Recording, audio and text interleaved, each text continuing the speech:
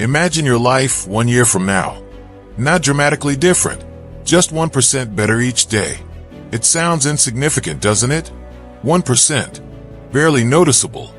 Yet by year's end, you're not just 1% better. You're 37 times better than when you started. This is the hidden mathematics of transformation, the compound interest of self-improvement that most people never discover. While others chase overnight success, a quiet revolution happens in the lives of those who understand this truth. Tiny changes create remarkable results. Not someday, not when conditions are perfect, but right now, in this moment, with the smallest possible step. You're watching the book Sanctuary. James Clear didn't set out to become a habits expert. His journey began with a baseball bat to the face during his sophomore year of high school. A traumatic accident that shattered his eye sockets, broke his nose, and left him in a medically induced coma. When he woke up, the doctors told him what he already feared. His athletic dreams were in jeopardy. But something shifted in that hospital room. Instead of asking, "Why me?" he asked a different question. What's the smallest step I can take today? Years later, Clear became a celebrated writer, speaker, and one of the world's leading voices on habit formation. His weekly newsletter reaches hundreds of thousands of people, and his insights have transformed Fortune 500 companies and individual lives alike. But this book isn't about James Clear's success. It's about yours. It's about understanding the invisible architecture of daily life, the systems that silently shape our futures while we're busy making plans. Over the next hour, we'll journey through a framework that makes behavior change not just possible, but inevitable. You'll discover why your habits matter more than your goals, how your identity shapes every action you take, and why the secret to lasting change isn't willpower, it's design. This isn't another self-help lecture. This is a practical guide to becoming the person you've always wanted to be, one atomic habit at a time. Picture British cycling in the year 2003. For nearly a century, British riders had been the punchline of professional cycling. 1 Olympic gold medal in 100 years. 0 Tour de France victories. The performance was so dismal that European bike manufacturers refused to sell their equipment to the team, fearing it would damage their brand. Then everything changed. Dave Brailsford became the new performance director, and he brought with him a philosophy that seemed almost ridiculous in its simplicity: the aggregation of marginal gains.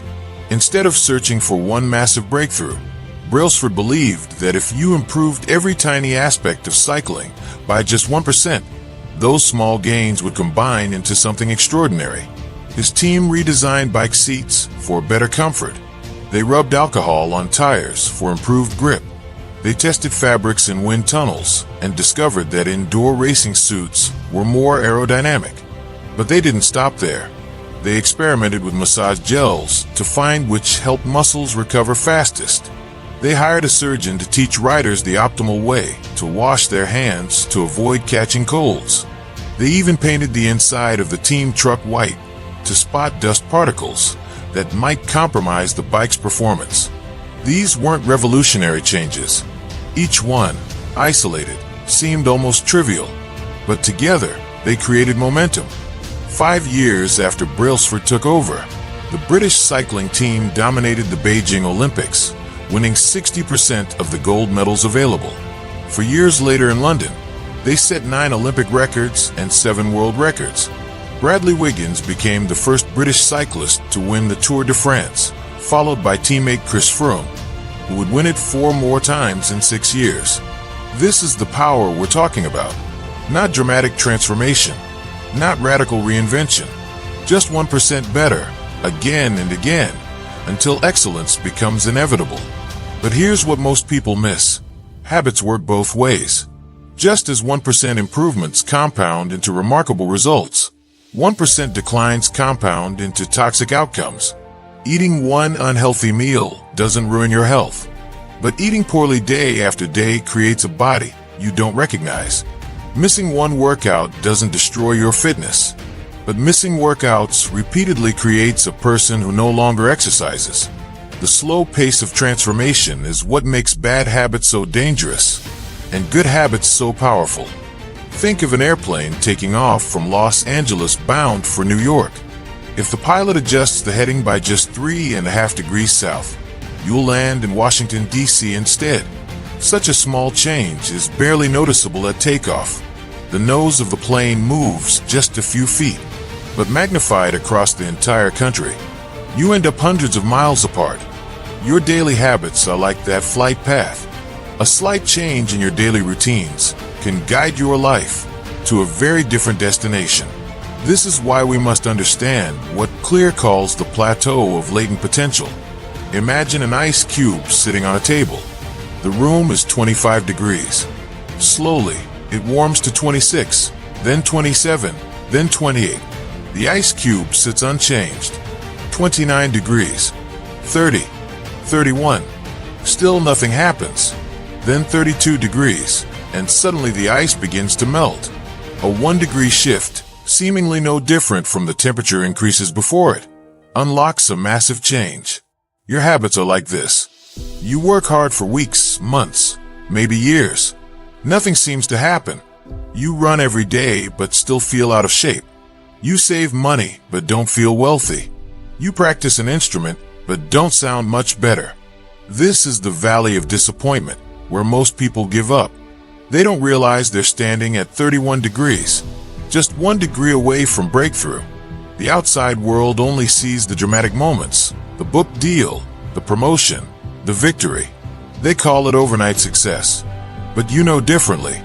You know about all those days at 30 degrees, 29 degrees, 28 degrees.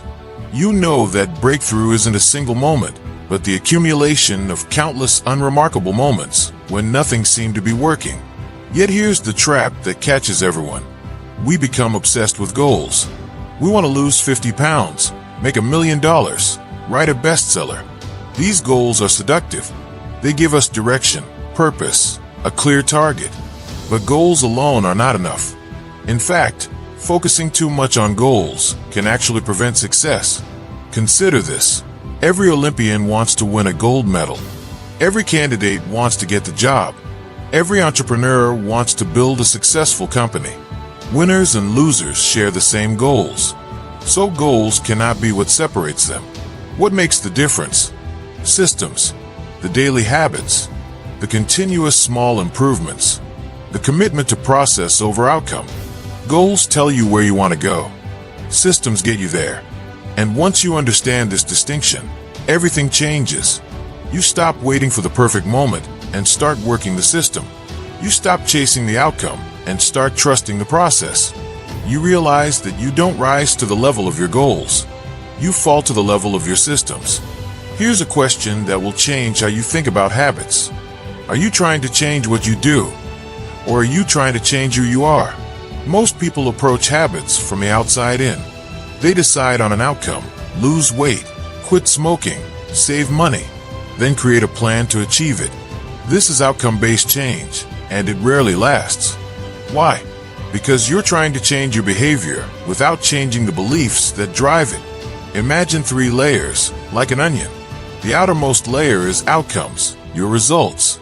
The middle layer is processes, your systems and habits. The deepest layer is identity, your beliefs about yourself. Most people start at the surface and work inward. They focus on what they want to achieve, which determines what they need to do, which hopefully changes who they are. But lasting change works the opposite way, from the inside out. Consider 2 people trying to quit smoking. Someone offers them a cigarette. The first person says, "No thanks, I'm trying to quit." This sounds reasonable, but notice what's happening. They still identify as a smoker who's attempting to be something else. Their identity hasn't changed. They're just hoping their behavior will. The second person responds differently. "No thanks, I'm not a smoker." A subtle shift in words, but a massive shift in identity. They're not trying to become a non-smoker. They already are one. Smoking is part of their former life, not their current reality. This is identity-based change, and it's the most powerful form of transformation available to you. When a habit becomes part of your identity, you're no longer pursuing behavior change. You're simply acting like the type of person you already believe yourself to be. Think about someone who prides themselves on their appearance. They don't struggle to maintain their hair or wardrobe. It's effortless because it's who they are. Or someone who identifies as an athlete. They don't need motivation to exercise. Missing a workout would feel like violating their sense of self. The behavior flows naturally from identity. But identity is a double-edged sword. Just as it can pull you toward good habits, it can lock you into bad ones. We've all heard people say, "I'm terrible with directions. I'm not a morning person. I'm bad at math." These aren't objective truths. They're stories we've repeated until we believe them. And once you adopt an identity, even a limiting one, you unconsciously defend it. You find ways to prove yourself right, to maintain consistency with your self-image. So where does identity come from? Every action you take is a vote for the type of person you wish to become. You don't need to win every vote, but you do need to win the majority. No single workout makes you an athlete, but 10 workouts start to provide evidence. No single healthy meal makes you health conscious, but 20 healthy meals begin to shift your self-image. Each repetition reinforces your identity, one vote at a time. This is why the process matters more than the outcome. The goal isn't to read a book. The goal is to become a reader. The goal isn't to run a marathon. The goal is to become a runner. The goal isn't to learn an instrument. The goal is to become a musician. When you focus on building identity rather than achieving results, the behavior sustains itself. Clear shares a powerful example. A man named Brian who had bitten his nails his entire life. One day he resolved to stop and, through willpower alone, managed to let them grow. Then he did something surprising. He scheduled his first manicure. The manicurist complimented his naturally healthy nails, and something clicked. For the first time, Brian felt proud of his fingernails. He began to see himself as someone who takes care of his nails. From that day forward, he never chewed them again. Not once. Why? Because his identity had changed. He wasn't someone trying not to bite his nails. He was someone who cared for them. The practical application is simple but profound. Decide who you want to be. Then prove it to yourself with small wins. Ask yourself, who is the type of person that could achieve my goals? Who is the type of person that could lose 40 pounds? Who is the type of person that could build a successful business? Who is the type of person that could be a great parent? Then start acting like that person in small ways. Want to be a writer? Write for 5 minutes every day. Want to be fit? Do 10 push-ups today. Want to be organized? Make your bed each morning. These tiny actions might seem insignificant, but they're casting votes for your new identity. And when enough votes accumulate, your sense of self begins to shift. The most practical way to change who you are is to change what you do. Every action is a vote. Every habit is a suggestion. Hey, maybe this is who I am. Your job isn't to be perfect. Your job is to win more votes than you lose. To make your new identity more true than your old one. To become, through small repeated actions, the person you've always wanted to be. Understanding habits is one thing. Building them is another. What you need is a practical framework. A set of rules that makes creating good habits and breaking bad ones almost automatic. Clear offers exactly that. For laws of behavior change derived from 4 fundamental steps in every habit. Back in 1898, a psychologist named Edward Thorndike placed cats inside puzzle boxes. The cats desperately wanted to escape, and through trial and error, they eventually discovered how. Perhaps by pressing a lever or pulling a cord. At first, their actions were random, frantic, but after 20 or 30 trials, they could escape within seconds. The behavior had become automatic. What Thorndike discovered was the basic pattern of all habits. Cue, craving, response, reward. First, there's a cue, something that triggers your brain to initiate a behavior. It could be the smell of coffee, the sight of your phone, the time of day, or the feeling of stress. The cue signals that a reward is available. Second, there's a craving, the motivational force behind every habit. You don't crave the habit itself. You crave the change and state it delivers. You don't crave smoking a cigarette. You crave the feeling of relief. You don't crave turning on the television. You crave being entertained. The craving is what makes you want to act. Third, there's the response, the actual habit you perform. This could be a thought or an action. Whether the response happens depends on how motivated you are and how much friction stands in your way. If a behavior requires more effort than you're willing to give, it won't happen.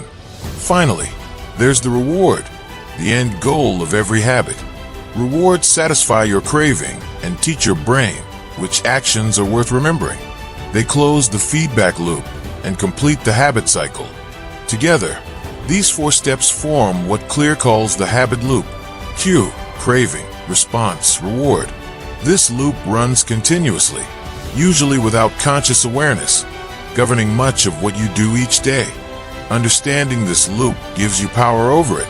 From these 4 steps emerge 4 laws of behavior change. The first law, make it obvious.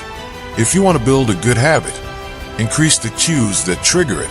If you want to break a bad habit, reduce exposure to the cues. The second law, make it attractive. The more appealing a habit is, the more likely you are to perform it. Make good habits attractive and bad habits unattractive. The third law, make it easy. Reduce friction for good habits. Increase friction for bad habits. The easier a behavior is, the more likely it will become automatic. The fourth law, make it satisfying. What is immediately rewarded is repeated. What is immediately punished is avoided. Add immediate pleasure to good habits and immediate pain to bad ones. These aren't just theories. They're practical tools you can apply immediately. Over the coming chapters, we'll explore each law in depth, showing you exactly how to use them to transform your life. But first, understand this. You already use these laws every day. Your current habits exist because they've moved through this cycle enough times to become automatic. The question isn't whether these laws apply to you. The question is whether you'll use them consciously to create the life you want, or unconsciously continue the patterns that hold you back. Your brain is an incredible prediction machine, constantly scanning your environment for cues that signal rewards. Most of this happens beneath your awareness. You don't consciously notice the cafe on your commute route, but after seeing it daily for months, walking past triggers a craving for coffee. You don't deliberately recognize the stress building during work, but your hand reaches for your phone automatically. This automatic pattern recognition is powerful. It's what allows you to function without thinking about every single action. But it's also dangerous. When habits become completely automatic, you stop paying attention. And when you stop paying attention, mistakes accumulate. The solution begins with awareness.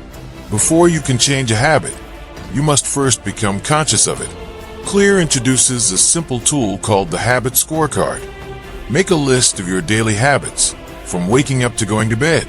Then label each one as positive, negative, or neutral based on whether it helps you become the person you want to be. Wake up. Turn off alarm. Check phone. That's probably negative if you want better focus. Brush teeth. Positive. Make coffee. Neutral. Scroll social media for 30 minutes. Negative if it's stealing your time. The exercise isn't about judgment, it's about awareness. You can't change what you don't acknowledge. But awareness alone isn't enough. You need to design your environment to make good habits obvious and bad habits invisible. Consider the Dutch homes, where electrical meters were placed in highly visible locations versus those hidden in basements. The homes with visible meters used significantly less electricity. When energy consumption was obvious and easy to track, behavior changed naturally. This principle applies everywhere. If you want to practice guitar more often, don't hide it in the closet. Place it in the center of your living room where you'll see it daily. If you want to eat healthier, put fruit in a bowl on your kitchen counter and hide junk food in hard-to-reach cabinets. If you want to remember your medication, place it next to your toothbrush, where you'll encounter it twice daily. The Japanese railway system has mastered this through a practice called pointing and calling. Train operators point at signals and verbally call out their status. Signal is green. They point at the speedometer and announce the speed. This seems silly until you learn it reduces errors by up to 85%. Why? Because it raises behavior from non-conscious autopilot to conscious attention. You can create your own pointing and calling practice. Before eating a cookie you don't need, say out loud, "I'm about to eat this cookie, but I don't need it. Eating it will move me away from my health goals." Hearing your intentions spoken makes them real, harder to ignore. But the most powerful technique for making habits obvious is implementation intention, deciding in advance when and where you'll perform a new habit. Instead of saying, "I'll exercise more," say, "I'll exercise Monday, Wednesday, and Friday at 6 a.m. in my home gym." Hundreds of studies show that people who make specific plans are significantly more likely to follow through. The formula is simple. I will behavior, add time and location.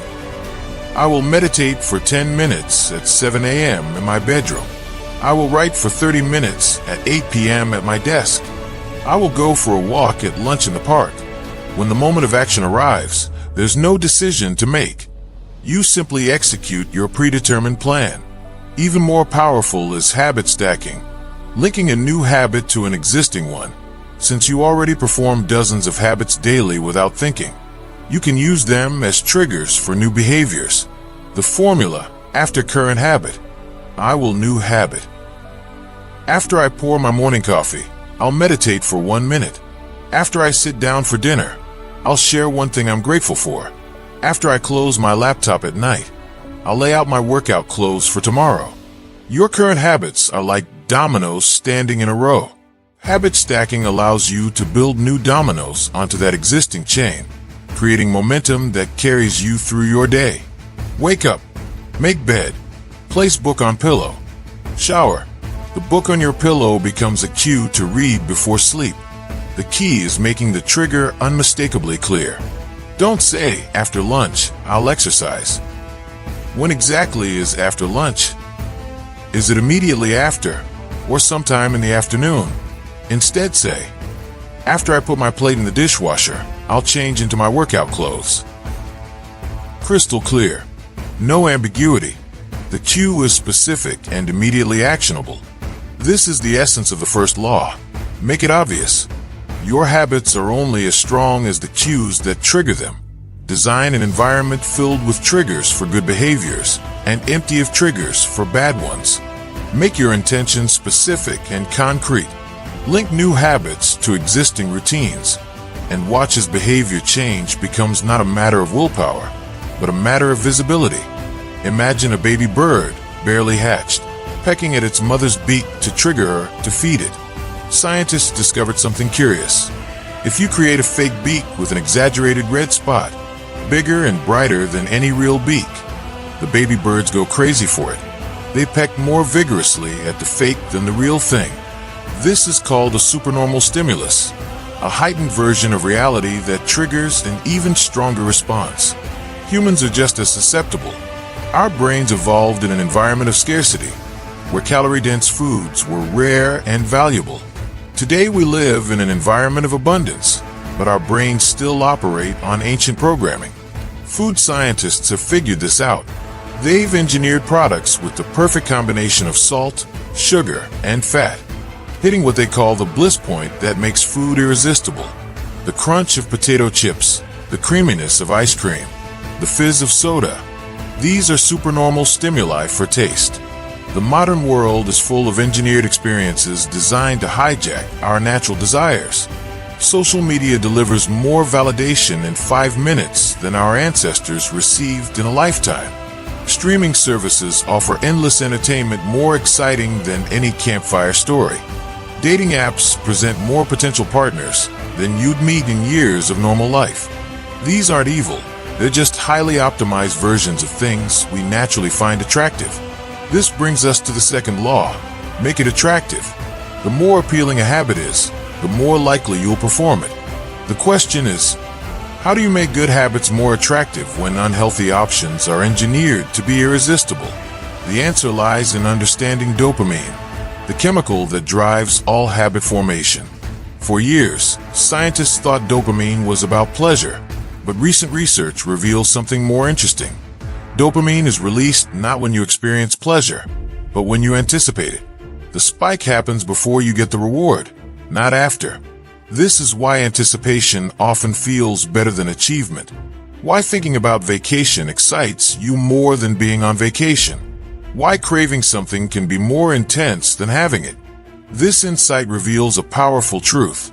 It's the anticipation of reward, not the fulfillment, that gets us to take action. Your brain can be trained to associate any habit with anticipated pleasure. This is where temptation bundling comes in. Pairing something you need to do with something you want to do. One engineering student wanted to exercise more, but also loved watching Netflix. His solution? He hacked his stationary bike to power his laptop. Netflix would only play if he maintained a certain pedaling speed. If he slowed down, the show paused. He literally made exercise a prerequisite for entertainment. The result? He worked out regularly without relying on willpower. You can apply this strategy immediately. Want to get a pedicure, but need to clear your email? Only get pedicures while processing overdue emails. Want to check social media, but need to exercise? Only check Instagram after doing 10 burpees. Want to watch your favorite show, but need to meal prep? Only watch while chopping vegetables. The formula: after habit I need, I will habit I want. After I make 3 sales calls, I will check sports news.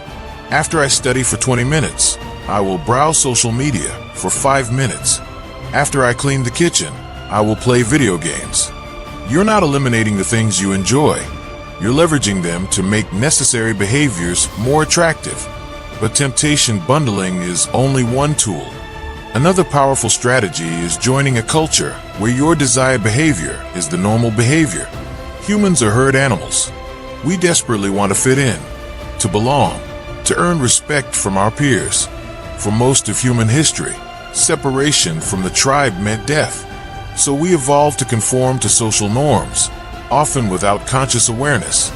This explains the Polgar family, where 3 daughters all became chess grandmasters. Was it genetics? Partly, but mostly it was culture. From age 4, chess was the center of their universe. Their parents prioritized it. Their home was filled with chess books and chess discussions. Playing chess earned praise, attention, and status. In that environment, becoming obsessed with chess wasn't strange. It was normal. You can create this for yourself by joining communities where your desired behavior is standard. Want to write more? Join a writing group where everyone writes daily. Want to be healthy? Surround yourself with fit people who make healthy choices seem normal. Want to be financially savvy?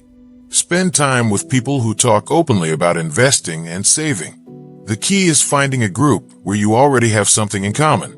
If you're a self-identified nerd who wants to get fit, join a gym for nerds, like Nerd Fitness, where video game references and fitness goals coexist.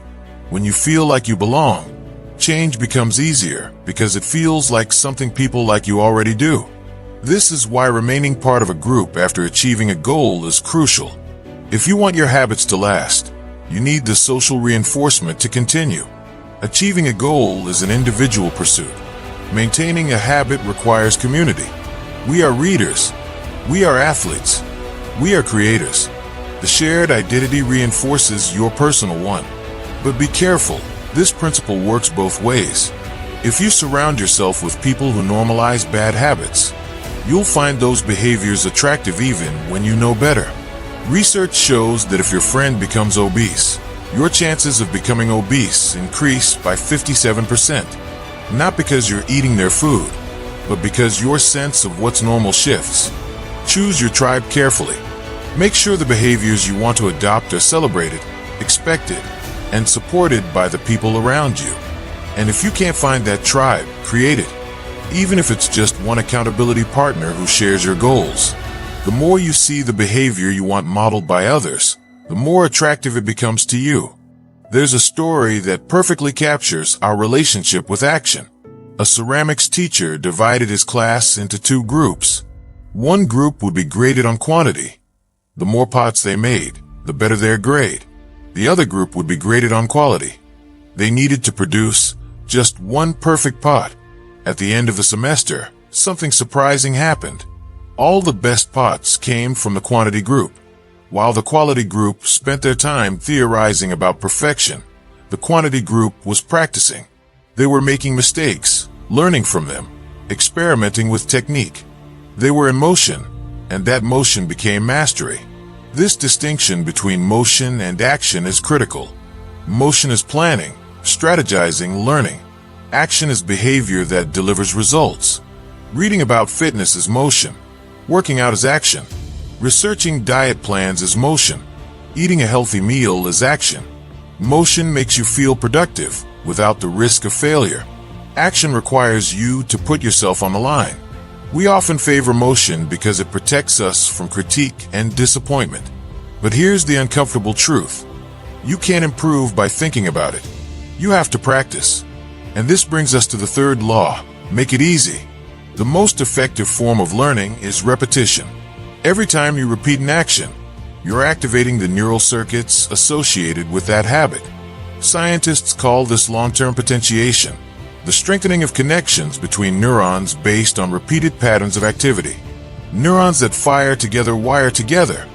As the saying goes, your brain physically changes in response to your behaviors. Studies of London taxi drivers revealed that their hippocampus, the brain region involved in spatial memory, was significantly larger than non-drivers. Musicians have larger cerebellums. Mathematicians have increased gray matter in regions handling calculation. These aren't genetic advantages. They're the result of practice. Your brain adapts to what you ask it to do repeatedly. But here's what stops most people. They focus on duration when they should focus on frequency. It doesn't matter if you've been working on a habit for 21 days or 300 days. What matters is how many times you've performed the behavior. Habits form based on frequency, not time. You could do something twice in 30 days or 200 times. The frequency makes the difference. This is why you must make habits as easy as possible to start. The easier a behavior is, the more likely you'll repeat it enough times for it to become automatic. And the way to make behaviors easy is to reduce friction, the effort required to perform them. Think of it like a garden hose bent in the middle. Some water can flow through, but not much. You have two options: force more water through by cranking up the valve, or simply remove the bend. Most people try to force their way through with motivation and willpower. The smarter approach is to redesign your environment to remove the obstacles in your path. If you want to go to the gym more often, choose one that's on your route to work. Friction is minimized when the gym doesn't require a detour. If you want to eat healthier, prepare meals on Sunday, so eating well during the week requires no additional effort. If you want to read more, place books in every room where you spend time. Reduce the steps between you and your desired behavior. The Japanese manufacturing philosophy of lean production understood this deeply. They obsessively searched for wasted effort, redesigning workspaces so workers didn't have to twist or reach for tools. The result? Japanese factories became more efficient and their products more reliable than competitors. They practiced addition by subtraction, removing obstacles rather than adding effort. Technology companies use this strategy constantly. Meal delivery services reduce the friction of grocery shopping. Ride-sharing apps reduce the friction of hailing a cab. One-click purchasing reduces the friction of checkout. Every improvement removes a small obstacle, making the behavior easier and more likely. You can apply this principle immediately. Create what Clear calls resetting the room. When you finish an activity, prepare the space for next time. After watching TV, arrange the pillows and fold the blanket. After cooking, wipe the counters and set out breakfast dishes for tomorrow. After working out, lay out tomorrow's gym clothes. You're not just cleaning up, you're priming the environment for your next success. The inverse is equally powerful. Increase friction for bad habits. If you watch too much TV, unplug it after each use and remove the batteries from the remote. The extra steps required to watch create just enough friction to prevent mindless viewing. If you spend too much time on social media, delete the apps from your phone. You can always reinstall them. but the added friction makes impulsive checking much less likely. These strategies might seem trivial, but they're not. A small amount of friction can be the difference between a behavior that happens and one that doesn't. When you design your environment to make the right behaviors easier and the wrong behaviors harder, you're no longer relying on motivation in the moment. You're making success the path of least resistance. And that, ultimately, is the third law. Don't make habits hard. Make them so easy that even on your worst days, even when you're tired and stressed and distracted, you can still do them. Because consistency matters more than intensity, and ease enables consistency. Every day contains a handful of moments that disproportionately shape everything that follows.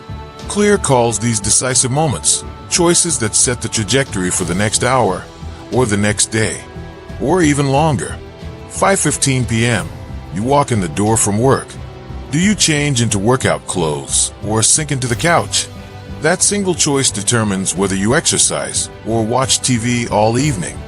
Both options cascade into completely different evenings. Morning presents another decisive moment. Do you reach for your phone first thing or begin your morning routine? One leads to scattered attention and reactivity. The other creates focused productivity. These fork-in-the-road moments happen all day long, and your habits are the entry point that determines which path you take. Most habits can be completed in just a few seconds, but they continue influencing your behavior for minutes or hours afterward. This is why mastering the beginning of a process, even if it's just 2 minutes, is so important. When you put on your running shoes, you're more likely to actually run. When you open your notebook, you're more likely to write. When you pack your gym bag the night before, you're more likely to work out the next morning. The first 2 minutes become a ritual that naturally leads to the larger routine. This insight leads to what might be the most practical strategy in the book, the 2-minute rule. When you start a new habit, it should take less than 2 minutes to do. Not 2 minutes as a stepping stone to something longer. Literally just 2 minutes, then stop. Read before bed each night becomes read 1 page. Do 30 minutes of yoga becomes take out my yoga mat. Study for class becomes open my notes. Fold the laundry becomes fold 1 pair of socks. Run 3 miles becomes tie my running shoes. This probably sounds ridiculous. Nobody dreams of reading just 1 page or doing 1 push-up. But here's what you're missing. The point isn't to do 1 thing and stop. The point is to master the habit of showing up. A habit must be established before it can be improved. If you can't learn the basic skill of showing up, you have little hope of mastering the finer details. Think about how rituals work. A professional athlete doesn't perform well because they feel motivated every game. They perform well because they've ritualized the preparation. The warm-up routine becomes a trigger for peak performance, whether they feel like competing or not. By doing the same actions before every performance, they're training their brain to enter the right state. The 2-minute rule works the same way. When you make showing up your only goal, you remove the pressure that prevents action. A man who wanted to lose weight started going to the gym with 1 rule. He could only stay 5 minutes. After a few weeks, he thought, well, I'm here anyway. I might as well stay longer. Years later, the weight was gone. He built a habit by making it so easy he couldn't say no. The same applies to any habit. Nearly everyone can benefit from journaling, but most people quit because it feels like work. The secret? Always stop before it feels like a chore. Write less than you feel like writing. The famous writer Ernest Hemingway believed in this approach. The best way is to always stop when you are going good. When you stop while you still want to continue, you're more likely to return tomorrow. This strategy reinforces identity. If you show up at the gym 5 days in a row, even if it's just for 5 minutes, you're casting votes for being an athlete. You're not worried about getting in shape. You're focused on becoming the type of person who doesn't miss workouts. And that identity shift is what makes the habit stick long-term. But what about after the habit is established? This is where habit shaping comes in. You start by mastering the first 2 minutes. Then you advance to an intermediate step and master those first 2 minutes. Eventually, you'll reach the behavior you originally hoped for while keeping your focus where it matters, on the beginning. Want to become an early riser? Phase 1. Be home by 10 p.m. every night. Phase 2. Turn off all devices by 10 p.m. Phase 3. Be in bed by 10 p.m. Phase 4. Lights off at 10 p.m. Phase 5. Wake at 6 a.m. Each phase focuses on mastering just the first 2 minutes before advancing to the next. Want to start exercising? Phase 1. Change into workout clothes. Phase 2. Step out the door. Phase 3. Drive to the gym. Exercise 5 minutes and leave. Phase 4. Exercise 15 minutes once per week. Phase 5. Exercise 3 times per week. Every larger life goal can be broken down this way. The wisdom here is profound. Standardize before you optimize. You can't improve a habit that doesn't exist. And the 2-minute rule ensures the habit will exist, even on the days when motivation is nowhere to be found. Because let's be honest, motivation is unreliable. Some days you feel energized and ready. Other days you feel exhausted and defeated. The 2-minute rule works on both kinds of days. This is why the best athletes, writers, and entrepreneurs don't rely on feeling inspired. They rely on systems that make showing up the default option. The Pulitzer Prize winner doesn't wait for the muse to strike. They sit at the desk at 9 a.m., whether they feel creative or not. The Olympic athlete doesn't train only when they feel strong. They show up to practice, whether their body aches or not. Professionals stick to the schedule. Amateurs let life get in the way. And here's the beautiful part. Once you show up, the rest usually takes care of itself. You tell yourself you'll just put on running shoes, and suddenly you're out the door. You promise yourself you'll write for 2 minutes, and 30 minutes later you're still typing. The hardest part of any habit is starting. Once you're in motion, continuing becomes much easier than stopping. This is the gateway effect. A gateway habit naturally leads you down a more productive path. It's not manipulation or trickery. It's understanding that behavior has momentum. Objects in motion stay in motion. And the 2-minute rule is how you overcome inertia. But what about those days when you genuinely can't do more than 2 minutes? Those days matter most of all. They're when you maintain the compound gains from all your previous good days. Missing once is an accident. Missing twice is the start of a new habit. The people who build lasting change don't obsess over perfect performance. They obsess over never missing twice. This is what separates winners from losers. Anyone can have a bad performance, a bad workout, a bad day. But successful people rebound quickly. They understand that lost days hurt you more than successful days help you. Going to the gym for 5 minutes might not improve your fitness, but it reaffirms your identity as someone who doesn't miss workouts. And identity is what sustains habits when motivation fades. So start small. Laugh at how small. Make it so easy you can't say no.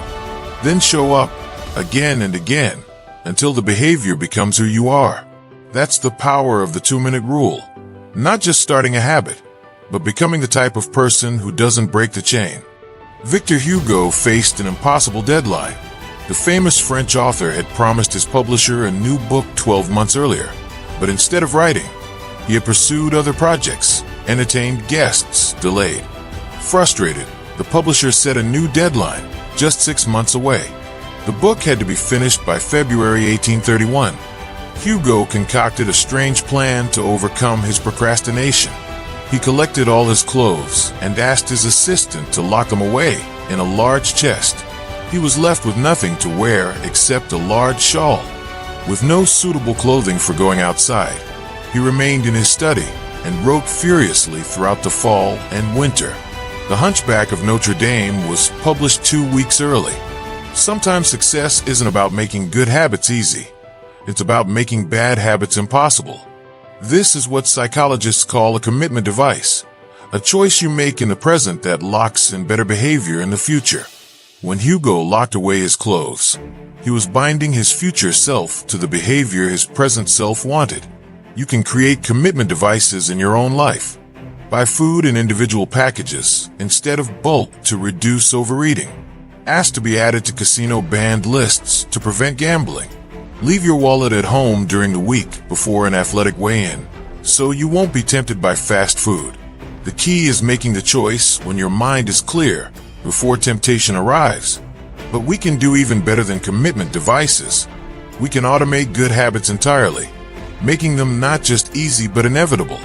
Consider the story of John Henry Patterson and the cash register. In the mid-1800s, Patterson owned a supply store that should have been profitable, but somehow wasn't. He eventually discovered why. His employees were stealing from him. At the time, receipts sat in an open drawer that could easily be altered or discarded. There were no cameras, no software, no way to track transactions. Then Patterson discovered an invention called Ritty's incorruptible cashier, the first cash register. The machine automatically locked cash and receipts inside after each transaction. Patterson bought two for $50 each. Employee theft vanished overnight. Within 6 months, his business went from losing money to making $5,000 in profit, equivalent to over $100,000 today. Patterson was so impressed that he bought the rights to the invention and founded the National Cash Register Company, which became one of the most successful businesses of its time. The brilliance of the cash register was that it automated ethical behavior. Rather than trying to change employees through rules or monitoring, it made stealing practically impossible. This is the ultimate form of the third law, using one-time actions to lock in future behavior. Think about the habits you could automate right now. Want to save money? Set up automatic transfers to your savings account every payday. Want to stay on top of bills? Enroll in automatic bill pay. Want to eat healthier? Sign up for a meal delivery service that sends nutritious ingredients to your door. Want to reduce social media use? Install a website blocker that restricts access after a certain time. These one-time choices require a small amount of effort up front, but create increasing value over time. Buy a water filter and you'll drink cleaner water every day without thinking about it. Buy a good mattress and you'll sleep better every night. Delete social media apps from your phone and you'll waste less time indefinitely. Each decision compounds, making good behavior the default option. Technology has become the most reliable way to guarantee the right behavior. Prescriptions can be automatically refilled. Retirement savings can be deducted from your paycheck before you see the money. Meal prep companies can deliver groceries on a schedule. Every habit that you hand over to automation frees up mental energy for more important decisions. But technology can work against you just as easily. Netflix will autoplay the next episode unless you stop it. Social media feeds scroll infinitely without end. Video games are designed to keep you playing. The modern world is optimized for consumption, and the constant availability of easy pleasure makes it hard to do difficult but rewarding work. This is where strategic automation becomes critical. One writer used an extreme strategy while working on a book. Every Monday, his assistant would reset all his social media passwords, logging him out of every device. For the entire week, he worked without distraction. On Friday, she would send him the new passwords. He had the whole weekend to enjoy social media. Then the cycle would repeat. Within the first week, he realized he didn't need social media nearly as often as he thought. Once the mental candy was removed from his environment, eating the healthy stuff became much easier. When working in your favor, automation makes good habits inevitable and bad habits impossible. It's the ultimate way to lock in future behavior rather than relying on willpower in the moment. So ask yourself, what one-time actions could you take today that would make better behavior automatic tomorrow? What technology could you use to guarantee you'll do the right thing? What commitment devices could you create to prevent backsliding? The goal is to create an environment of inevitability, a space where good habits aren't just likely, but virtually guaranteed. Because here's the truth. You can't rely on being motivated. You can't trust that you'll always make the right choice when temptation appears.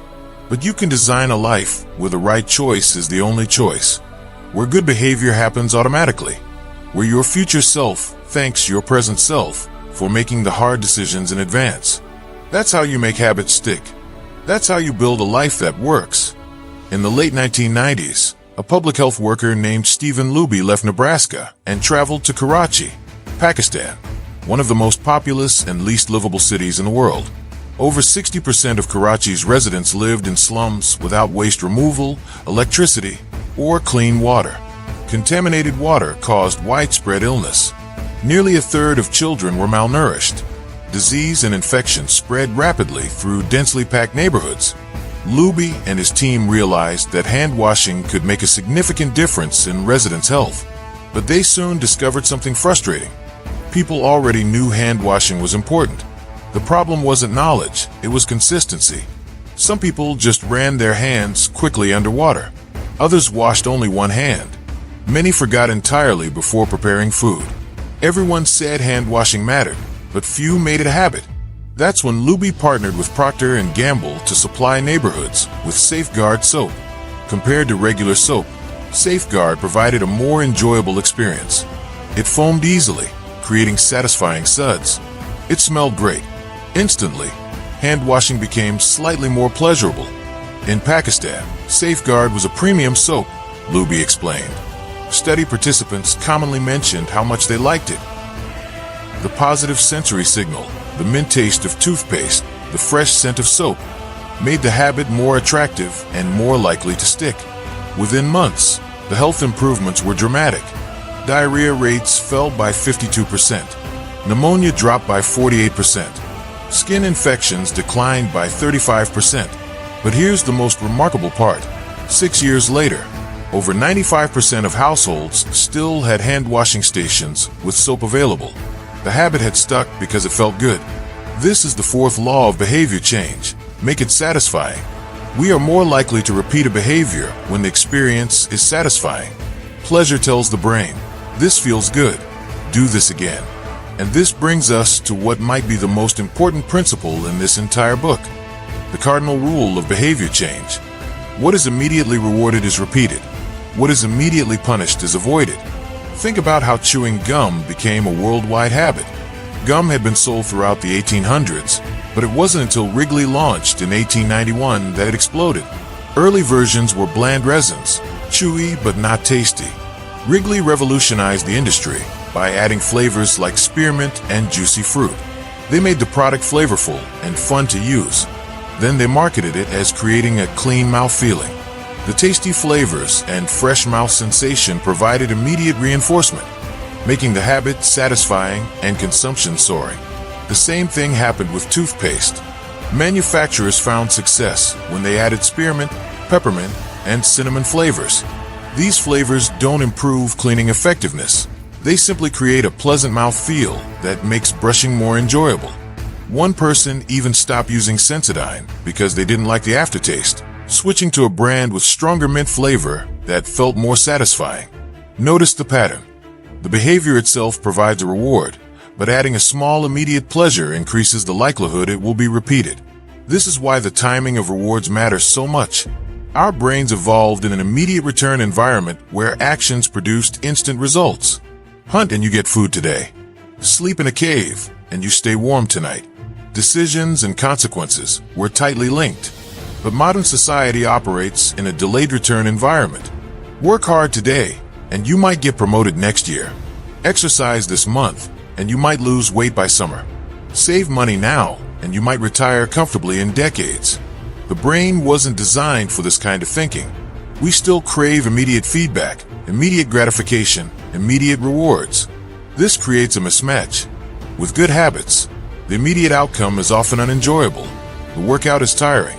The healthy meal is less tasty than junk food. Saving money means you can't buy what you want. But the ultimate outcome is positive. With bad habits, it's reversed. The immediate outcome feels good, but the ultimate outcome is negative. Smoking relieves stress now, but causes cancer later. Overeating tastes great now, but causes obesity later. The challenge is that the human brain prioritizes the present moment over the future. You value immediate rewards more than delayed ones, even when the delayed rewards are objectively better. This is why you say you want to save money, but spend it anyway. Why you plan to exercise, but skip the gym. Your present self makes the decision, and your present self wants comfort now. So how do you overcome this? By adding immediate pleasure to habits that pay off in the long run. Clear calls this reinforcement, using an immediate reward to increase the rate of a behavior. After you finish a workout, immediately do something you enjoy. After you study, immediately watch a show you love. The reward doesn't have to be big. It just has to happen right after the good behavior. This is particularly useful for habits of avoidance, behaviors you're trying not to do. It's hard to feel satisfied when you don't buy something or don't eat dessert. Nothing happens, and that's not very rewarding. The solution is to make avoidance visible. Open a savings account and label it leather jacket or trip to Europe. Every time you skip a purchase you would have made, immediately transfer that amount into the account. Skip your morning latte. Move $5. Don't eat out for lunch. Transfer $15. Suddenly, you're not just resisting temptation. You're actively building towards something you want. The immediate reward of seeing your savings grow feels much better than simple deprivation. One couple wanted to eat out less and cook together more. They labeled a savings account trip to Europe. Every time they skipped a restaurant meal, they transferred $50 to the account. By year's end, they had funded their vacation. They weren't just avoiding bad behavior. They were immediately rewarding good behavior in a way that reinforced their long-term goals. The key is selecting rewards that align with your identity rather than conflict with it. Buying a jacket after saving money works. Eating a bowl of ice cream after working out doesn't. You're casting votes for conflicting identities. Instead, maybe you get a massage after a great workout week. Now the reward reinforces your identity as someone who takes care of their body.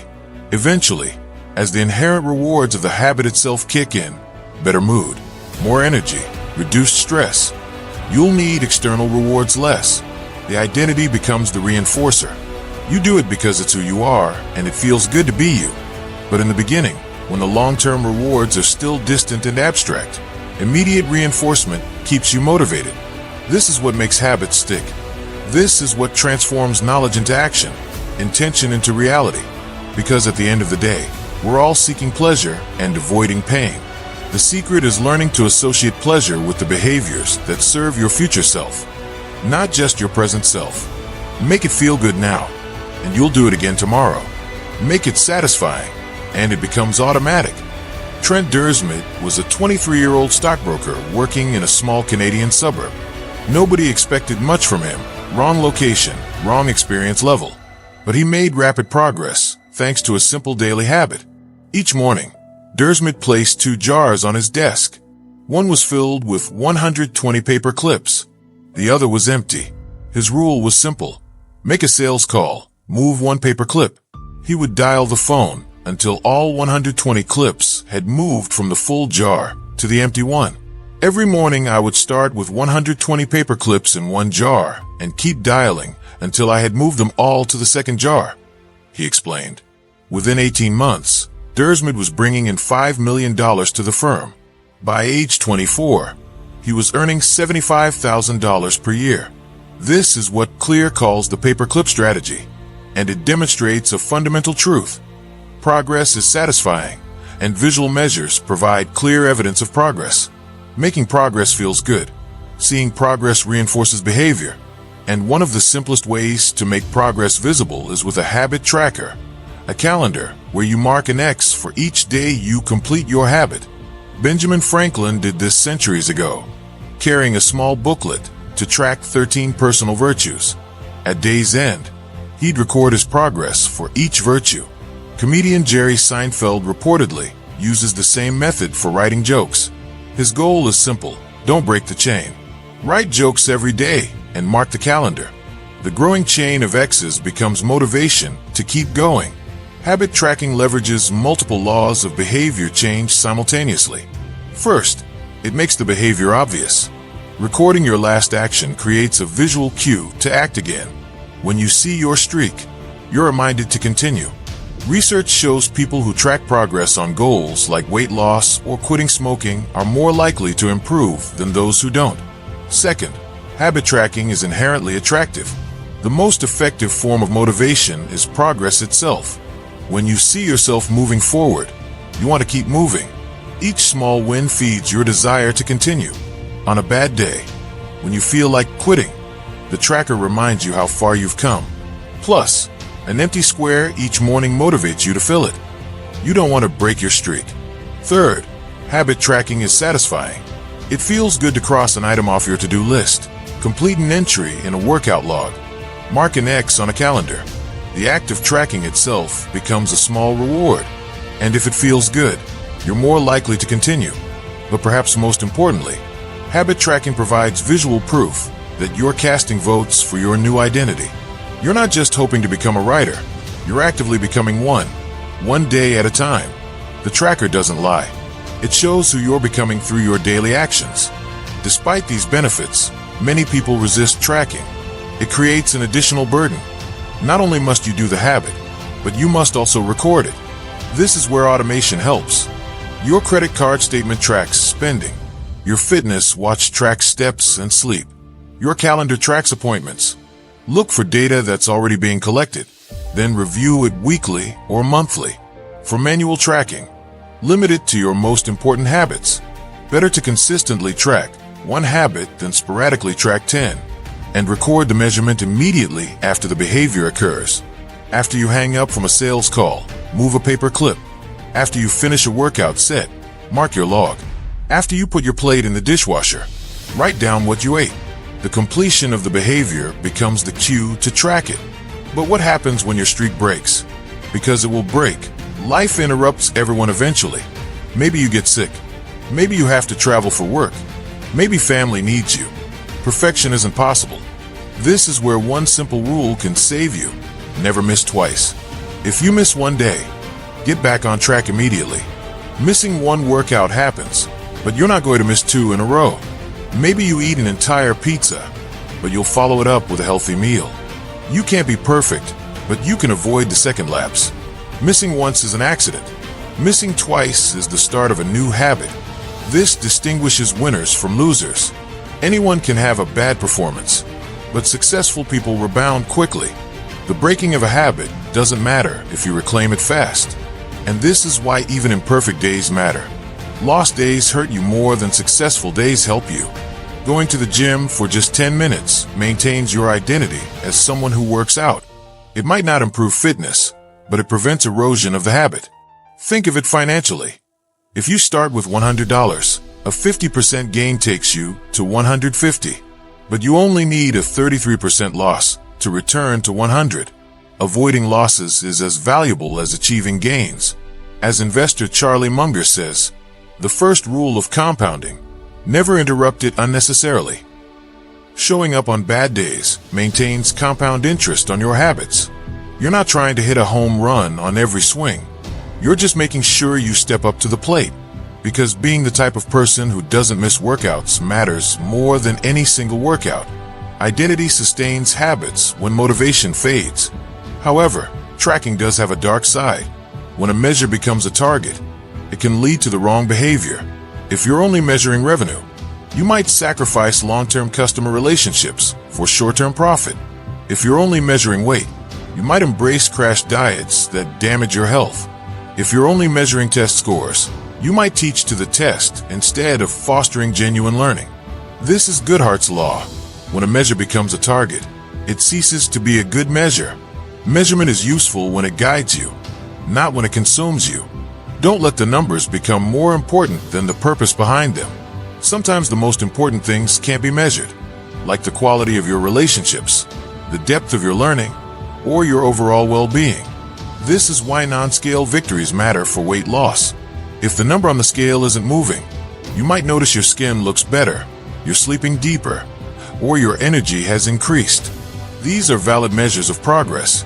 If one measurement isn't motivating, focus on another that better reflects your improvement. Measurement is a tool, not the goal. Track your habits to stay aware and motivated, but don't become a slave to the numbers.